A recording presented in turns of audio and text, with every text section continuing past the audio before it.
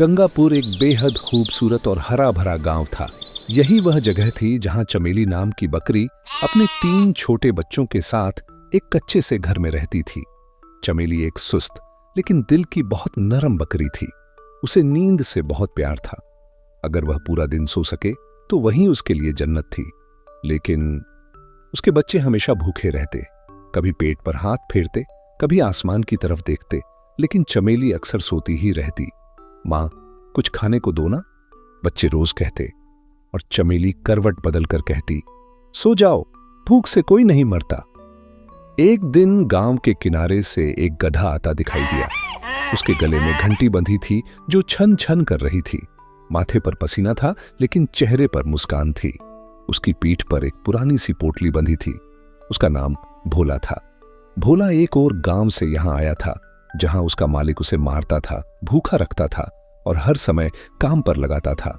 भोला अब एक नई जिंदगी, नई उम्मीद और सुकून की तलाश में निकला था। शायद कोई ऐसा गांव हो जहां मेहनत की कद्र हो, भूख न हो और सब एक दूसरे का ख्याल रखें। यही सपना उसे गंगापुर ले आया था। चमेली हमेशा की तरह अपने आंगन में लेटी थी। उसके बच्चे भूखे थे। उसने गुस्से में उठकर बाहर कदम रखा, शायद आज बैल कुछ दे दे या कहीं कुछ गिरा मिल जाए। तभी उसे छन छन की आवाज सुनाई दी। अब ये कौन है? चमेली ने गर्दन मोड़ी। सामने से भोला गधा आ रहा था। सलाम हो बीबी जी, भोला ने अदब से कहा। सलाम विलाम छोड़ो, तुम कौन हो? मैं भोला हूं, मेहनती गधा, नई जिंदगी की तलाश में आया हूं। तो फिर जाकर काम कर, यहां सब खाली नहीं बैठे हैं, चमेली ने तंजिया अंदाज में कहा। भोला मुस्कुराया। मेहनत वो खजाना है जो कभी खत्म नहीं होता। नींद सपने देती है पर रोटी मेहनत देती है।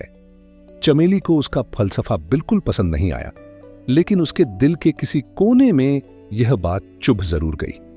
पहली परीक्षा, बैल का बाग बैल ने ऐलान किया कि जो बाग को पानी देगा उसे खाने को सब्जियां मिलेंगी।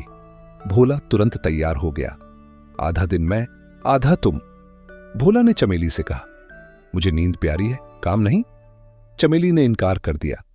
भोला अकेला बाग को पानी देता रहा और शाम को उसे सब्जियां मिल गईं। चमेली दूर से बैठी बैठी हसरत से सब्जियां देखती रही। दूसरी परीक्षा, हरिया का दूध खाना। हरिया ने कहा कि जो दूध देगा उसे दाना मिलेगा। चमेली को तो दूध देना भी बुरा लगा। ना बाबा, मैं किसी को अपना दूध नहीं दूंगी, चमेली ने इनकार कर दिया। भोला ने कहा, मैं बोझ उठा लूंगा ताकि बच्चों का पेट भर सके।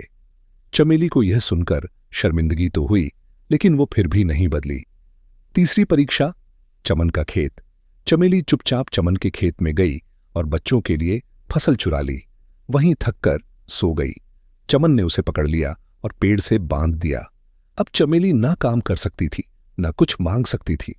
वह अकेली, बंधी हुई और शर्मिंदा थी। 3 दिन तक चमेली घर नहीं लौटी। बच्चे मां को ढूंढने निकले, लेकिन खुद रास्ता भटक गए। एक चूहे ने भोला को यह खबर दी, बच्चे गुम हो गए हैं, शायद शेर ने पकड़ लिया हो। चमेली चीख पड़ी, मेरे बच्चों को बचा लो। भोला चुपचाप जंगल की तरफ निकल पड़ा। खतरनाक, अकेला, मगर हिम्मत वाला। शेर की गुफा में भोला ने चमेली के 3 बच्चों को देखा। 2 कैद में, तीसरा छुपा हुआ। मैं इन्हें लेने आया हूं, भोला ने शेर से कहा। क्या देगा बदले में? अपनी जान, शेर ने गुर्राकर कहा। हां, अगर मेरी जान से बच्चे बच सकते हैं तो ले लो। तभी चूहा आ गया। उसने शेर के कान में कुछ कहा। शायद भोला की कहानी सुनाई, शायद चमेली की पछतावा। शेर ने 3 बच्चों को आजाद कर दिया और कहा, तुम जैसे गधे ने आज इज्जत कमाई है, ले जाओ इन्हें। वापसी और चमेली का बदला। दिल चमेली पेड़ से बंधी दुआ मांग रही थी, या रब, अगर मेरे बच्चे सलामत आ जाए तो मैं हमेशा मेहनत करूंगी। तभी बच्चों की आवाज आई, मां। चमेली ने आंखें खोली। बच्चे और भोला सामने थे। वह रोने लगी। तुम फरिश्ता हो भोला, चमन बोला।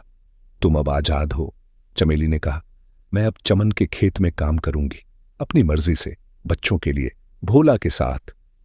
अब चमेली, भोला और बच्चे हर दिन मेहनत करते।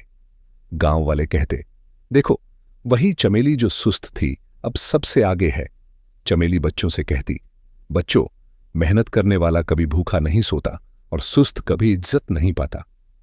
और यूं गंगापुर बन गया एक ऐसा गांव जहां एक बकरी ने सीखा कि नींद से नहीं, मेहनत से जिंदगी बनती है। सबक: सुस्ती इंसान को अकेला कर देती है,